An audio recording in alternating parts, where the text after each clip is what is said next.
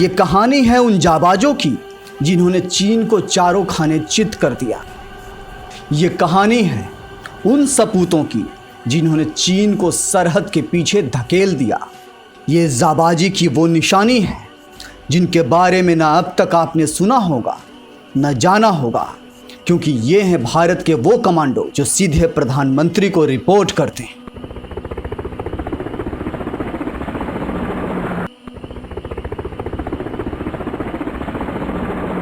जो सरहद पर इतनी मुस्तैदी से काम करते हैं कि दुश्मन भी भौचक्का रह जाता है।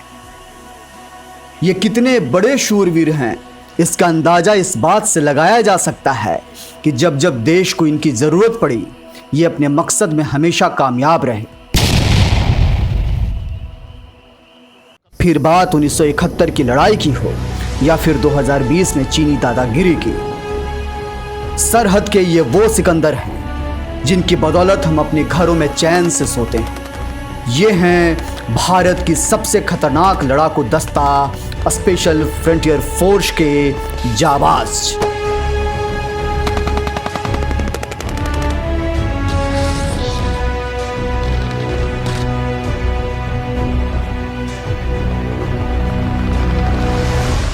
पूर्वी लद्दाख के पेंगोंग से झील के दक्षिणी किनारे पर भारतीय सैनिकों ने जिस तरह चीनी मंसूबों को नाकाम कर ऊंचाई वाले इलाकों को अपने नियंत्रण में लिया, उससे ड्रैगन काफी हैरान परेशान है। वह चकित है कि भारतीय सेना ने उसे चित कैसे कर दिया।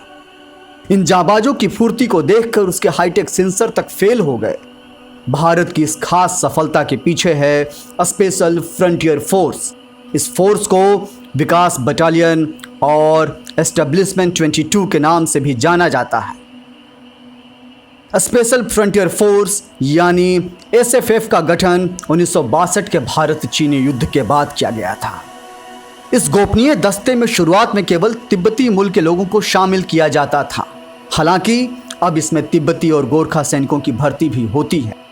इस फोर्स को एस्टेब्लिशमेंट 22 के नाम से जाना जाता है क्योंकि इसका गठन मेजर जनरल सुजान सिंह वन ने किया था, जो 22 माउंटेन रेजिमेंट के कमांडर रह चुके थे। बाद में इसका नाम स्पेशल फ्रंटियर फोर्स रखा गया और विकास बटालियन भी एक नाम इसका रखा गया। यह फोर्स कैबिनेट सचिव और पीएमओ को डायरेक्ट रिपोर्ट करता है। इसकी अगुवाई इंस्पेक्टर जनरल के हाथ में होती है। स्पेशल फ्रंटियर फोर्स का आईजी भारतीय सेना के मेजर जनरल स्तर का अधिकारी होता है।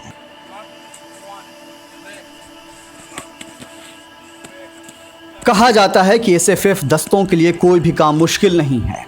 कठिन से कठिन हालात में अपने मिशन को बेहद सटीकता के साथ अंजाम देते हैं।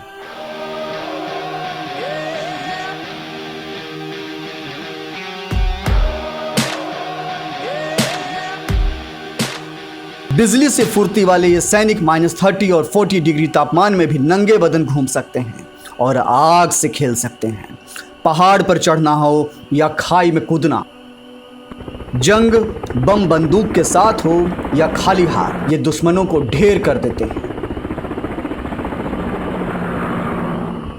हालात कैसे भी हों, एसएफएफ की जीत तय मानी जाती है। असल में इसके पीछे बेहद कठिन ट्रेनिंग है जिसमें ये अपने शरीर को फौलाद बना लेते हैं। शुरुआत में इन्हें रॉ और अमेरिकी खुफिया एजेंसी CIA के द्वारा ट्रेनिंग दी जाती थी, लेकिन अब इनका अपना ट्रेनिंग सेंटर है जहां बेहद कठिन ट्रेनिंग होती है।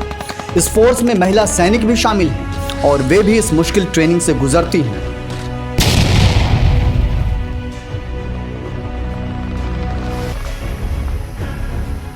स्पेशल फ्रंटियर फोर्स का हेडक्वार्टर उत्तराखंड के चक्राता में है, जिसमें करीब 5000 कमांडो हैं। ये पहाड़ी क्षेत्रों में युद्ध के लिए खास तौर से ट्रेंड है। स्पेशल फ्रंटियर फोर्स को लेकर काफ़ी गोपनीयता बरती जाती है। एसएफएफ के सैनिक कब किस मिशन की तैयारी में जुटे हैं, इसकी जानकारी बेहद कम लोगों को होती है। एसएफएफ ने देश में कई गोपनीय ऑपरेशंस को अंजाम दिया है। इस फोर्स की संवेदनशीलता को देखते हुए इनके बारे में बहुत कम जानकारी सार्वजनिक की जाती है। दुश्मन देश भी इसके बारे में कोई खास जानकारी नहीं रखते। स्पेशल फ्रंटियर फोर्स के सैनिक देश में कई मुश्किल मिशन को अंजाम दे चुके हैं। उन्होंने 1971 के युद्ध के अलावा ऑपरेशन ब्लू स्टार, कारगिल युद्ध जैसे कई आतंक विरोधी मिशन में हिस्सा लिया है। 1971 के युद्ध में एसएफएफ के जवानों ने ऑपरेशन ईगल को अंजाम दिया था। एक अनुमान के मुताबिक करीब 3000 एसएफएफ जवानों को उस समय युद्ध में उतारा गया था और इस युद्ध की जीत में उनकी भूमिका बेहद अहम रही थी।